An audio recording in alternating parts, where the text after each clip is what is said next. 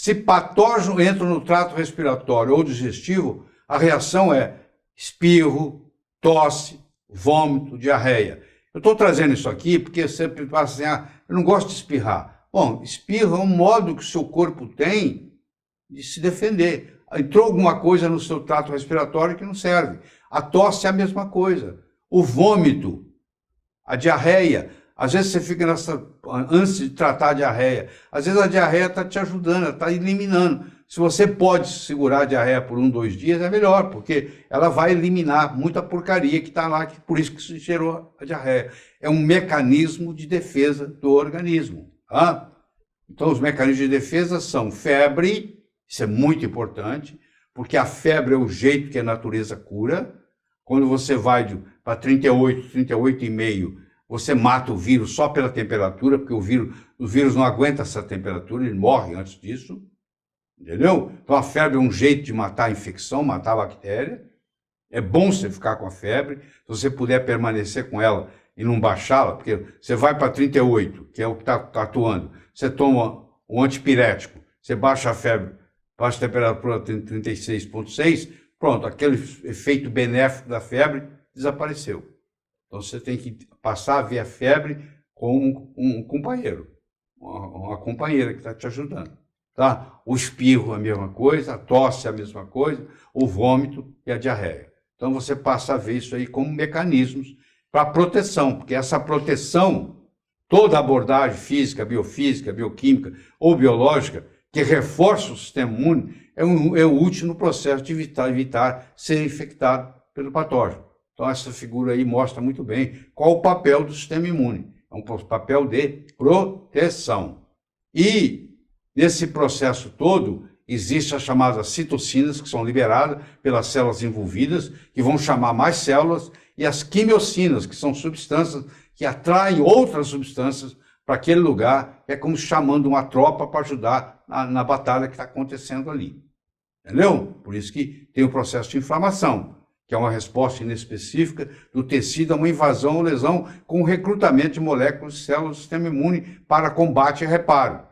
É um mecanismo efetor da imunidade inata, inespecífica. E a inflamação é uma ponte para a imunidade adquirida. Ela faz um recrutamento programado para os tecidos, leucócitos que vão para lá, constituintes plasmáticos. O processo inflamatório é potencializador da imunidade inata, além de estabelecer uma ponte para a imunidade adquirida ou adaptativa. Então, existem os chamados 5 sinais cardinais ou flogísticos da inflamação.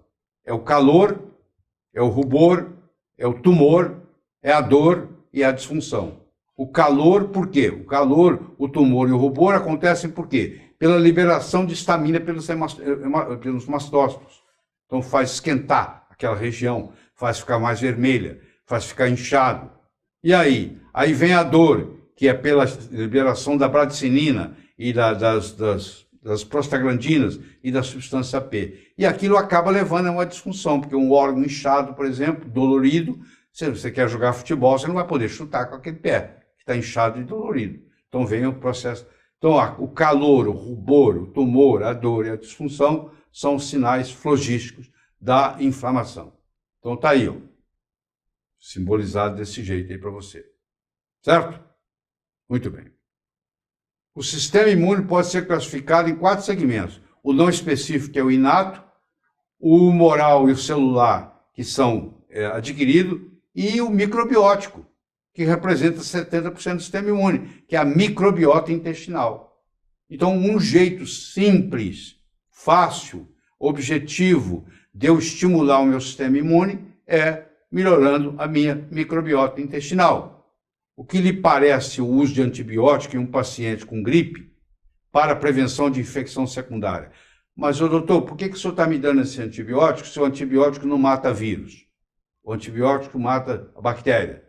Eu estou lhe dando isso porque, caso venha uma infecção bacteriana, já vai matar.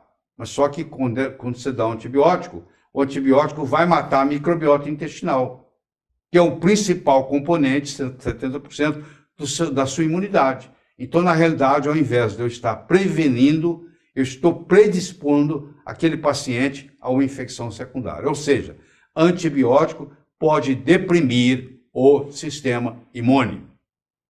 Tá? Esse indivíduo aqui, Ilya Metchnikoff, ele foi diretor do Instituto Pasteur depois da morte do Pasteur. Ele ganhou o Prêmio Nobel de Medicina em 1908, porque ele foi quem descobriu o macrófago, essa célula de tanta diversidade que ela tem. Ela pode ser gari, ela pode ser apresentador de televisão, ela pode ser guerreiro, ela tem muitas funções. Foi descoberta por esse indivíduo e ele também foi a primeira pessoa que começou a falar do valor da microbiota intestinal, do valor de alimentos fermentados. Se você viajar pelo mundo e estudar, você vai ver que os lugares onde tem muitos centenários, tem muita gente que vive mais de 100 anos, esse pessoal, e que tem muita gente e tem pouca doença na velhice, você vai ver que esse pessoal, eles fazem uso de alimentos fermentados. O alimento, por exemplo, vamos pegar o japonês, ele faz uso do natô. Ele pega a soja, ele fermenta a soja de um jeito especial e faz o natô. Ele faz natô no café da manhã, natô no almoço, natô no jantar. Então são elementos fermentados que são ricos em órgãos, em elementos da microbiota. Então ele foi o primeiro a descobrir isso. Tá? Então o portal secreto para o reino da saúde está no trato gastrointestinal. Os chineses já diziam: a saúde começa e termina no intestino. A doença começa e termina no intestino. Então, quando você pega uma pessoa doente, ela tem provavelmente uma desbiose por trás também. Além de ter uma desnutrição, ela tem uma desbiose. Tá? Porque, na realidade, esse canal, o trato gastrointestinal, que vai entre a boca e o ânus, isso ainda faz parte do exterior. É um tubo que vai da boca ao ânus. É o exterior. A coisa só fica interior quando ela sai desse tubo e cai no sangue. Aí foi para o interno. Isso aí é considerado externo. E nós temos mais bactérias vivendo aí do que células no corpo. Em termos de número, e em termos de genoma, então nem se fala. Tá? Então nós temos mais seres bacterianos, nós somos mais bactérias do que humanos, tanto numericamente quanto genomicamente falando. Pra você ter uma ideia. Tá? Então aí tem a microbiota intestinal, principalmente no intestino grosso, tá? É raro, e isso chama também de microbioma. Então o microbioma é muito importante na manutenção da sua imunidade. E você, junto as suas células, com as células que você tem no intestino, nós vamos chamar, é chamado de holobioma. O ser humano é um holobioma. Ele é um conjunto do microbioma com as próprias células, que vivem em harmonia. Nós temos 30 milhões de células no corpo humano, temos 39 milhões de células microbionas. Então, nós somos 43% humanos e 43% humano, aqui, ó, e 57% microbiano. Pra você ter uma ideia.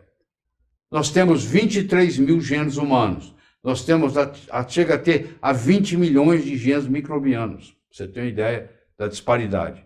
Então, nós temos 1% do genoma nas nossas células e 99% dos genomas estão na microbiota intestinal. Por isso que eles dizem, nós somos mais micróbios do que humanos.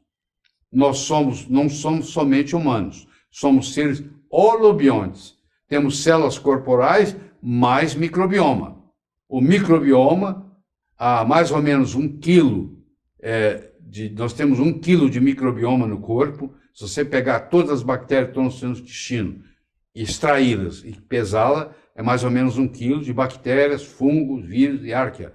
E são 39 trilhões de células que estão lá. O microbioma é um órgão endócrino, ele produz ocitocina, ele produz serotonina, ele produz GABA, ele produz dopamina. Então você pode ter uma depressão porque o seu microbioma, a sua microbiota intestinal está comprometida. Então é muito importante você ver isso aí como uma fonte de tratamento.